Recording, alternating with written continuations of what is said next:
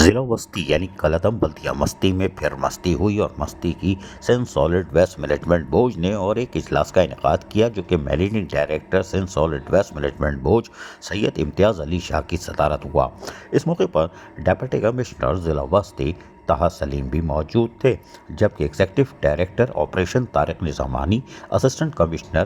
Grains company کے عہدیداران اور متعلقہ افسران یعنی کہ ٹاؤنز کے جو افسران ہوتے ہیں سالڈ ویسٹ سے تعلق رکھنے والے وہ بھی تھے۔ تب M D Sindh solid waste management board کی ہدایت پر عارضی کچرا کنڈیوں کے خاتمے کے لیے PCTCS اسٹیشن لگائے جائیں گے، جبکہ تک مشینری خریدنے کا عمل بھی جاری ہے۔ انہوں نے کچرا کنڈیوں میں کی زمین پکی بنانے کی ہدایت کی تاکہ کچرا اٹھاتے وقت زمین پر گڑھے نہ ہو اور کچرا بآسانی اٹھایا جا سکے۔ انہوں نے مزید کہا کہ ہر زون میں DC ضلع بستی کی سفارش پر ایک ماڈل UC بنائی جائے جس کے لیے تربیت یافتہ سینیٹری ورکرز بھرتی کیے جائیں ماشاءاللہ، اور ان کے لیے شیلٹر ہوم، ٹرانسپورٹ، کھانا اور سرکاری نرخ کے مطابق تنخواہیں مختص کی جائیں گی تاکہ سینیٹری ورکرز ہر وقت موجود رہیں گے۔ اس کے علاوہ تمام ضروری مشینری بھی ماڈل UC کے لیے مختص ہوگی۔ اس پلان کے مطابق گھر گھر سے 100% کچرا اٹھایا جائے گا۔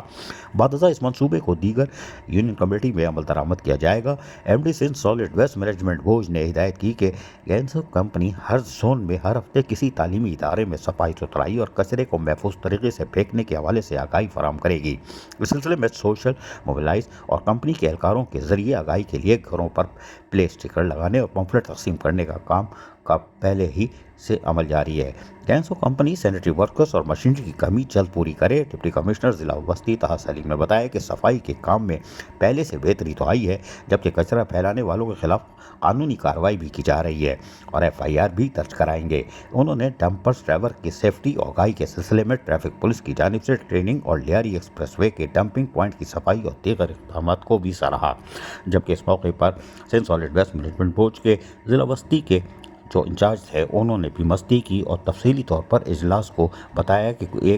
15 دن میں 1 مہینے میں کچھ گاڑیاں آ گئی ہیں اور مزید آ رہی ہیں اور ہم گھر گھر کچرا اٹھا رہے ہیں۔ افغانیوں کو ہم نے بھاگنے پر مجبور کر دیا ہے، کچھ مشکلات آ رہی ہیں، تو یقینی طور پر ضلع انتظامیہ کو چاہیے، یعنی ڈپٹی کمشنر کے ساتھ ساتھ اسسٹنٹ کمشنر کو، کہ وہ سالڈ ویسٹ مینجمنٹ بورڈ کے افسران کی مدد کریں اور غیر قانونی تارکین وطن جو مزاحمت کر رہے ہیں اس کے سامنے دیوار بن کے کھڑے ہو جائیں تاکہ گھر گھر سے کچرا اٹھانا جو فری میں یعنی مفت میں سہولت فراہم ہو رہی ہے اس پہ جو ہرڈل ڈال رہے ہیں، مشکلات پیدا کر رہے ہیں،